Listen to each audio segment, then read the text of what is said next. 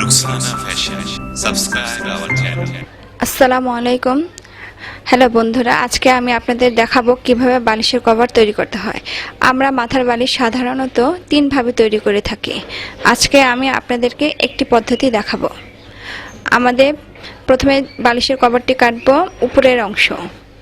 এখানে আমরা দুটি বালিশের কভার একসাথে কাটবো, এর জন্য আমরা দুভাঁজ করে নিয়েছি কাপড়টিকে। এখন আমরা এটিকে আরেকটি ভাঁজ দেব। এখানে আমাদের বালিশের কভার, মাথার বালিশের কভার আসতেছে উপরের দুটি অংশ। এভাবে আমরা ভাঁজ করে নেব, দুভাঁজ করব। আমাদের বালিশের কভারের লম্বার মাপ আছে 25 ইঞ্চি।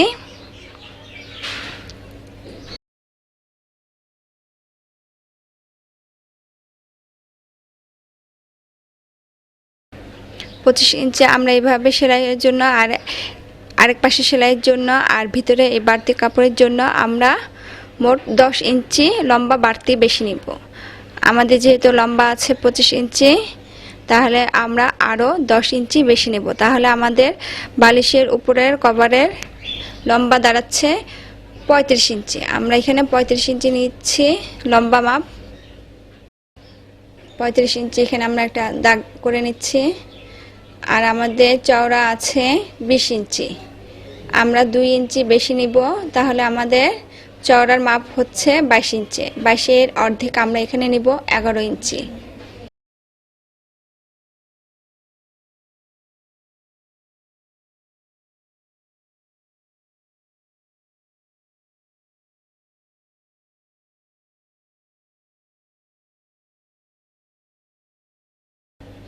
আমাদের 11 ইঞ্চি এখন ঠিক আছে।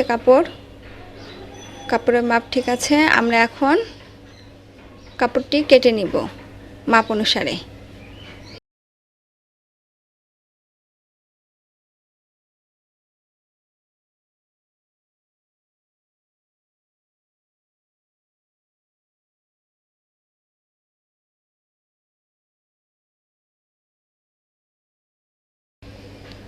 হয়ে গেল আমাদের মাথার বালিশের উপরের অংশ কাটা। এখন আমরা নিচের অংশ কাটব। বন্ধুরা, যারা এখনও আমাদের চ্যানেলটি সাবস্ক্রাইব করেননি, এখনই করুন। কিছু জানার থাকলে আমাদেরকে লিখে পাঠাতে পারেন। এখন আমরা বালিশের নিচের অংশ কাটব। আমাদের বালিশের নিচের অংশের লম্বা ছিল 25 ইঞ্চি, তার থেকে 2 ইঞ্চি কম নেব, 23 ইঞ্চি। 23 ইঞ্চি আমরা দাগ কেটে নিচ্ছি। আর আমাদের বালিশের চওড়া ছিল 20 ইঞ্চি, তার থেকে আমরা 2 ইঞ্চি কম নিব, 18 ইঞ্চি নিব। 18 ইঞ্চি মেপে আমরা একটি দাগ কেটে নেব।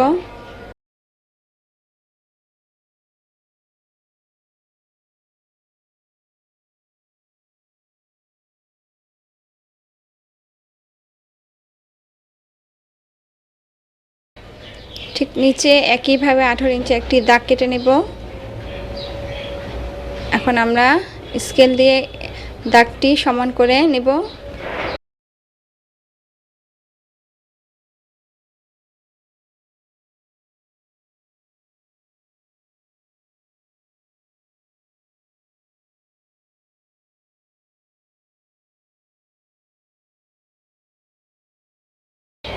এখন আমরা দাগ অনুসারে বাড়তি কাপড়টি কেটে ফেলব।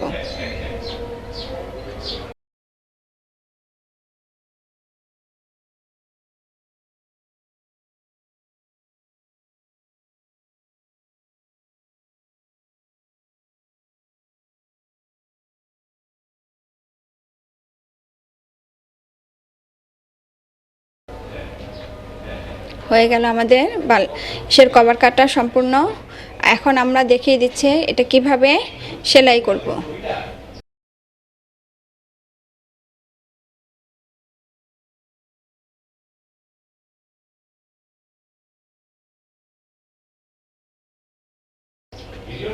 নিচে থাকবে আমাদের উপরে কভারটা, আর উপরে থাকবে আমাদের নিচের অংশটুকু।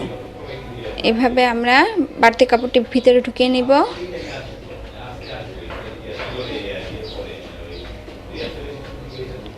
ঠিক এইভাবে আমরা বসিয়ে চাপ সেলাই দিয়ে সেলাই করে ফেলব। তাহলেই হয়ে যাবে আমাদের বালিশের কভার তৈরি।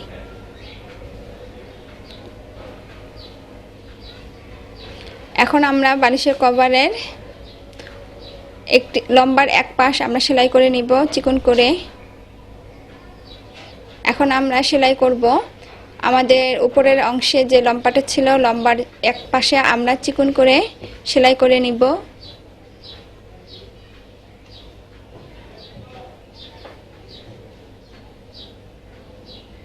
এভাবে ভাঁজ করে আমরা সেলাই করব চিকন করে।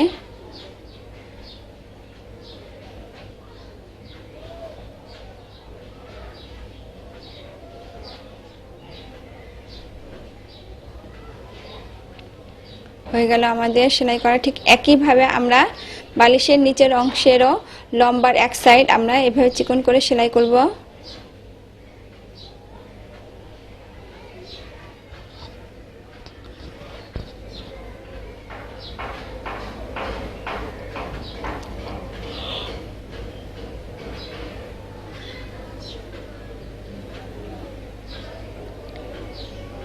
যারা এখনো আমাদের চ্যানেলটি সাবস্ক্রাইব করেনি এখনই সাবস্ক্রাইব করুন, শেয়ার দিন যদি ভালো লেগে থাকে। হয়ে গেল আমাদের চিকন করে সেলাই করা।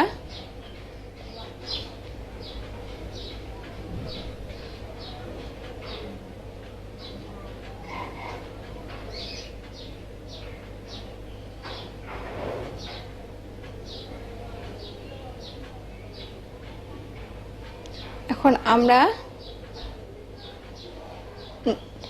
মাথার বালিশের নিচেটা উপরে রাখবো এবং উপরের কভারটা নিচে রাখবো। নিচে রেখে আমরা 2 ইঞ্চি পরিমাণ কাপড় রেখে এটার উপরে নিচের অংশ বিছাবো। এখন আমরা আবার বলছি, এখন আমরা নিচের কাপড়টা উপরে রাখবো এবং উপরের কাপড়টা নিচে রাখবো। আমরা এমনভাবে বিছাবো চারিদিকে যেন আমাদের 2 ইঞ্চি পরিমাণ কাপড় থাকে। সমানভাবে আমরা বিছিয়ে নেব আমাদের চারপাশে 2 ইঞ্চি পরিমাণ কাপড় থাকবে মাথার উপরের বালিশের কভারটা।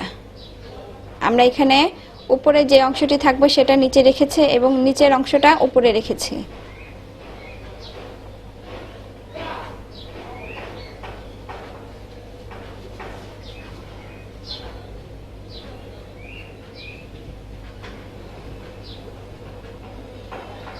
এখন আমরা এইভাবে ভাঁজ করে, আর আমাদের এই পাশটা এরকম কোনাকুনি সেলাই করতে হবে ভাঁজ করে। ঠিক এভাবে কোনাকুনি হবে আমাদের। এখন এভাবে ধরে আমরা সেলাই করে নিব।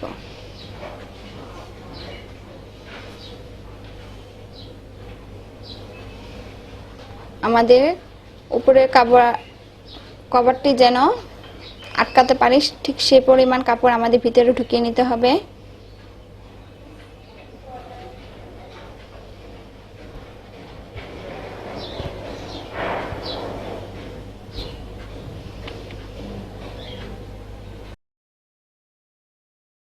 বন্ধুরা আমাদের চ্যানেলটি সাবস্ক্রাইব করুন, বেল বাটন অন করুন।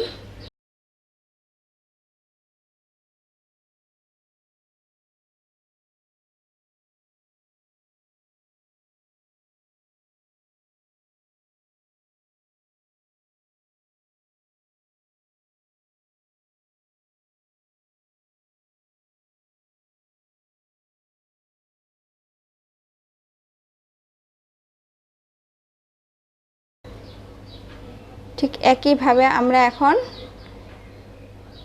এখানে আবার কোনাকুনি করে এইভাবে মাথাটা কোনাকুনি করে ভাঁজ করে নিব, তারপরে আমরা সেলাই করে নিব।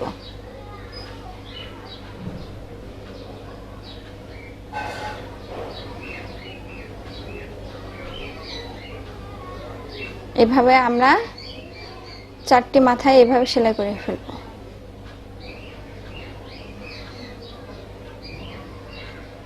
বন্ধুরা আমাদের চ্যানেলটি যারা এখনো সাবস্ক্রাইব করেননি এখন করুন, বেল বাটন অন করুন।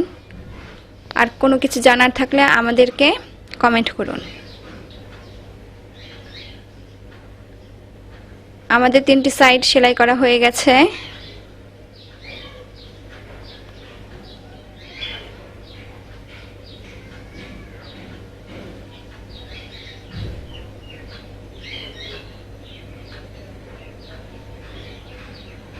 ঠিক একইভাবে আমরা এখানে কোনাকুনি করে সেলাই করব।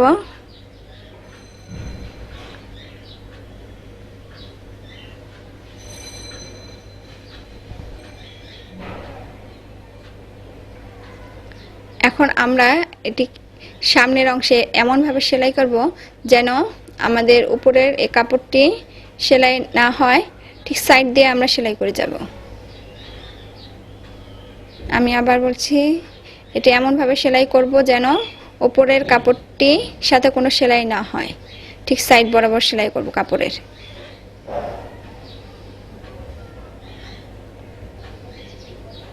হয়ে গেল আমাদের মাথার বালিশের কভার সেলাই করা।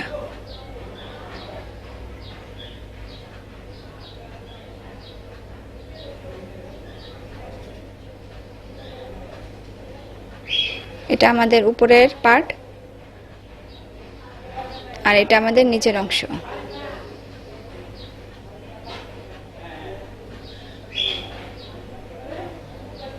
আর এই হচ্ছে আমাদের বাড়তি কাপড়। আমাদের শেষ বালিশের কভার তৈরি হয়ে গেছে।